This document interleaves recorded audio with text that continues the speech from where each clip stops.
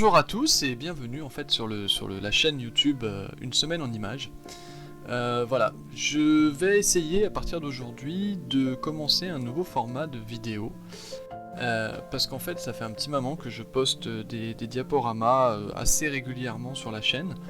Mais je me suis dit qu'il serait peut-être bien d'expliquer un peu les photos, etc. Donc je vais essayer à partir d'aujourd'hui de repérer quelques petits lieux, monuments, etc. au fur et à mesure de mes balades et d'essayer de partager avec vous le maximum d'informations. Alors je suis pas historien, hein, je suis pas expert ni rien, c'est juste des informations que je vais glaner sur internet ou sur le site et que j'aimerais simplement partager avec vous, voilà, hein, pour partager un petit peu et puis vous donner peut-être l'envie d'aller voir vous-même ces lieux et monuments. Voilà.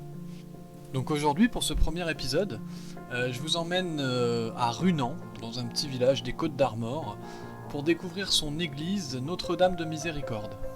Alors tout d'abord, Runan viendrait du breton Runargan, pardon pour la prononciation, je ne suis pas breton, qui voudrait dire colline d'argent, ou de Rune, tertre, et le nom d'un homme, Adgan, que l'on rencontre au 9e siècle. Ce territoire abritait primitivement un sanctuaire païen consacré au dieu Bélénos ou Teutatès. Le territoire appartient d'abord aux Templiers. Runan, ou Runargan, est en effet mentionné comme aumônerie parmi les possessions des Templiers dans une charte de 1182. Ce territoire devient en 1312 la propriété des chevaliers de Rhodes et dépend alors de la commanderie du Palacret. La chapelle Notre-Dame de Runazan, dédiée à Notre-Dame de Bon Secours, devient une église trève de la paroisse de Plouec dès 1439. Elle appartient à cette époque aux hospitaliers de Saint-Jean de Jérusalem. Une léproserie existe au XVe siècle. L'édifice a bénéficié à la fin du XIVe siècle et durant la première moitié du XVe des largesses des ducs Jean IV et Jean V. On retrouve d'ailleurs sur l'édifice les armes de Jean V.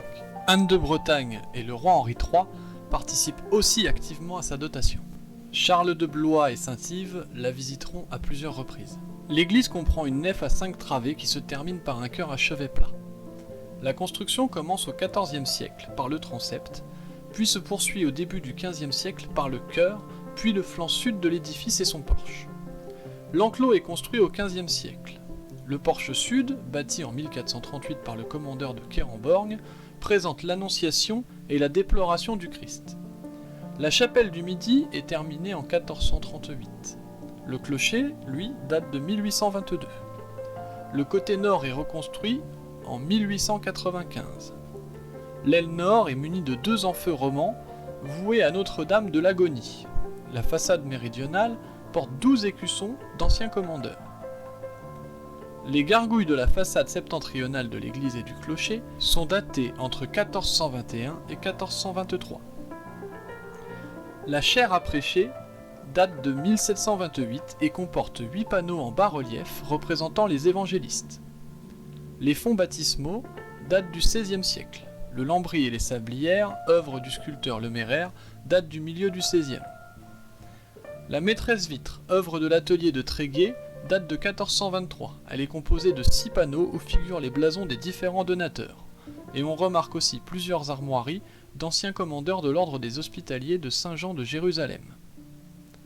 L'ancien retable en pierre massif du maître-autel date de 1423. Il comporte 5 bas-reliefs représentant plusieurs scènes religieuses, l'Annonciation, l'adoration des mages, la crucifixion, la mise au tombeau et le couronnement de la Vierge. Placé initialement sur le maître-autel, il est de nos jours remplacé par un retable en bois et se trouve actuellement près des fonts baptismaux. Les retables latéraux datent de 1720 et sont l'œuvre des sculpteurs Yves Corlet père et fils. Le Christ en croix date du XIVe siècle. Elle contient les gisants d'Henri du Parc, seigneur de la Roche-Jagu, et de Catherine de Kersaliou, son épouse. Une légende nous raconte l'histoire de l'établissement de la foi dans ce pays. Sur l'éminence où se trouve actuellement bâtie l'église de Runan, s'élevait jadis un chêne consacré au culte de Teutatès. C'était un arbre robuste, immense, ses racines plongées profondément dans le sol, rangées sous son ombre, autour du tronc, pour l'affermir encore, l'on avait amassé des blocs de granit.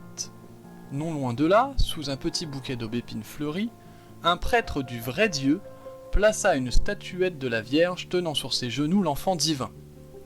Dès lors, le géant périclita. Ses feuilles peu à peu se flétrirent, ses ramures se desséchèrent, bientôt avec un grand bruit, il s'écroula. Le peuple reconnut alors la puissance de la Mère de Dieu. Il lui bâtit un temple à l'endroit même où se dressait le signe de l'idolâtrie. Une autre légende encore nous raconte bien d'autres miracles par Notre-Dame de Runan. Nous allons en rappeler brièvement quelques-uns. Un vieillard d'un village situé non loin de la fontaine Notre-Dame de Runan fut frappé de paralysie. Des amis le transportèrent dans la chapelle de la Vierge. Ils y entendit dévotement la messe. Et, dès le sortir de l'église, se remit à marcher allègrement.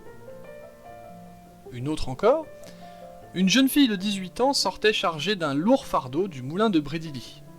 Son pied vient à glisser en passant sur la chaussée.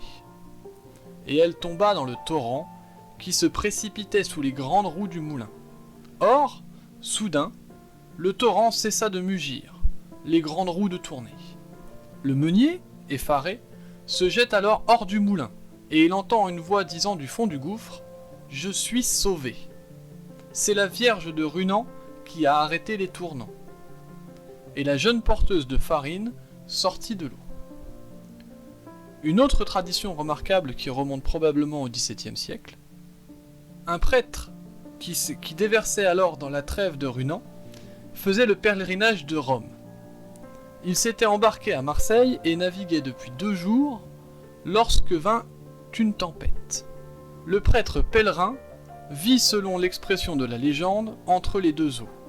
Cette occurrence extrême, il appela à son aide la dame céleste qu'il servait. Sa prière fut entendue à l'instant même, un grand calme régna sur les eaux.